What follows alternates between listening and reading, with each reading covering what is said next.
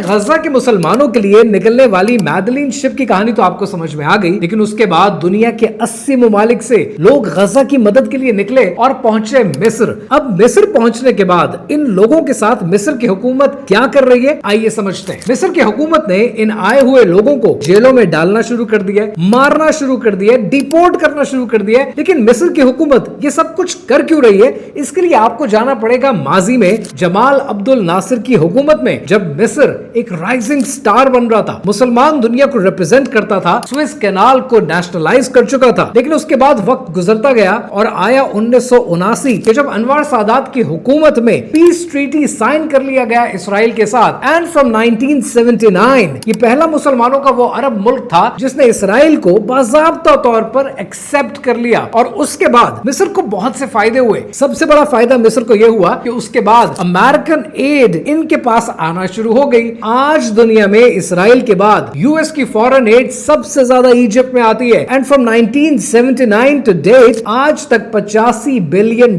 Egypt को दिए जा चुके हैं। दूसरा बड़ा फायदा मिस्र को यह हुआ कि मिस्र को सिनाई पेनिनसुला वापस कर दिया गया। और तीसरा बड़ा फायदा यह हुआ कि QIZ के नाम पर क्वालिफाइंग इंडस्ट्रियल जोन्स बना दिए गए। अब इन जोन्स का काम क्या था कि इजिप्ट के अंदर मौजूद इन जोन्स में जो प्रोडक्ट्स बनेंगी इजिप्ट की, वो अमेरिका को फ्री ट्रेड में एक्सपोर्ट की जा सकती है, बशर्ते के 11% उनके अंदर इनपुट इसराइल की तरफ से आए। आज मिस्र अपनी एनर्जी के लिए और अपनी इकोनॉमी के लिए बड़ी हद तक डिपेंडेंट है इसराइल के साथ। आज अगर आप कंपेयर करें उस मिस्र को कि जो 1979 से पहले था और वो मिस्र जो आज आपके सामने मौजूद है, तब $1 अरब का कर्जा था, आज $165 अरब का कर्जा है। ये है खूबसूरती उस दोस्ती की जो इन्होंने निभाई है अमेरिका और इसराइल के साथ। अमेरिका ने 1979 के बाद से अब तक जहां इजिप्ट को बहुत कुछ एक्सपोर्ट किया, वहां पर एक बड़ी ही घटिया चीज भी एक्सपोर्ट की, और वो घटिया चीज हम भी इंपोर्ट करके बैठे हैं। और उसकी वजह से आज तक ना इनका निजाम चल पाया ना हमारा निजाम चल पाया, और उस घटिया चीज को कैपिटलिज्म कहते हैं। अब जब आप इसराइल के साथ दोस्ती करते हैं, अमेरिका के साथ दोस्ती करते हैं,